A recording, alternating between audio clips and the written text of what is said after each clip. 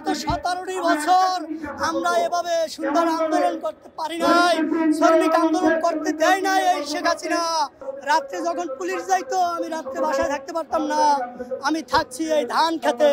এই সরকারের কাছে দাবি যে একটা সুন্দর নির্বাচন দিয়ে যে সরকার আসবে ওই সরকার যেন আমাদের দাবি মেনে নেয় এবং দাবি মেনে নেওয়ার জন্যই ওই সরকার কাজ করবে, এটাই হলো আমাদের দাবি। পটুয়াখালীর থেকে এসেছে, কারণ আজকে মে দিবস, শ্রমিক দিবস। এই শ্রমিক দিবস জিয়াউর রহমান আমাদের শিখাই গেছে। এই আন্দোলন সংগ্রাম করতে করতে কিন্তু আসছি। শুধু আমি এই দলকে ভালোবাসি, জিয়াউর রহমানকে ভালোবাসি, তার দলের যে প্রতীক সেটা নিয়ে আছি, সেটাকে ভালোবাসি। সেটাই এই শ্রমিক আন্দোলনে জানিয়ে দিতে চাই যে বিগত 17টি বছর আমরা এভাবে সুন্দর আন্দোলন করতে পারি নাই, শ্রমিক আন্দোলন করতে দেয় নাই এই শেখ হাসিনা। আমাদের মামলা হামলা দিয়ে দূরে রেখেছে, সেখান থেকে আমি মোটামুটি একটু সুস্থ আছি।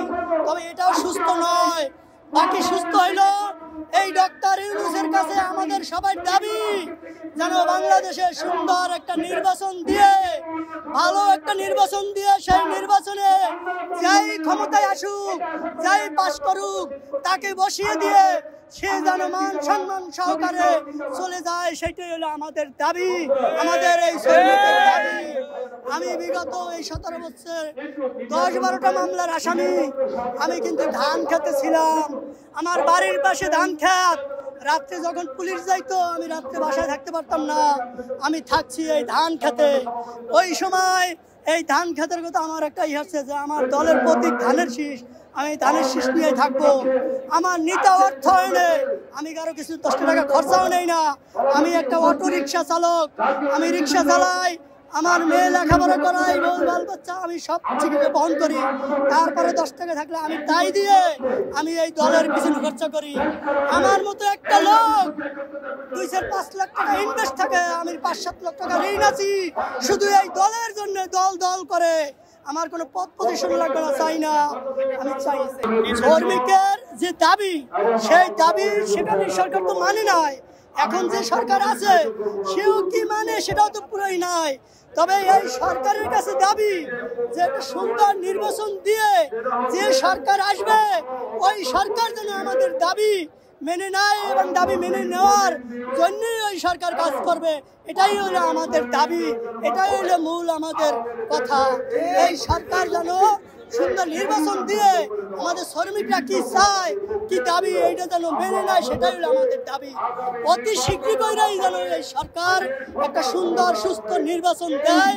সেই নির্বাচন দিলে আমরা খুশি, আমরা দাবি। আর নয়তো আমরা আন্দোলন করে আসছি, আন্দোলন চালিয়ে যাব, আন্দোলন চলবে। এই সরকার যাই কিছু বলুক না কেন আমরা মানব না। আমাদের এই রিক্সা শ্রমিক যারা আছে বা অটো শ্রমিক যারা আছে তাদেরও তো একটা পেট আছে না? তাদের একটা অটো দিয়ে কয়েকটা সংসার চলে, তাদের যদি উঠাইয়া দেয় তাহলে তো তাদের সংসার চলবে না, চলবো? তাহলে আমরা সবাই চাই যেন আমাদের এই শ্রমিকদের সাথে একটা সুন্দরভাবে পরিবেশ নিয়ে আমরা সুন্দর একটা মিটিং করে নিয়ে আমাদের ডেকে সুন্দর পরিবেশ করে তারপর যেন আমাদেরকে একটা আলোচনার মাধ্যমে সমাধান দিয়ে দেয়, এটা হলো আমাদের।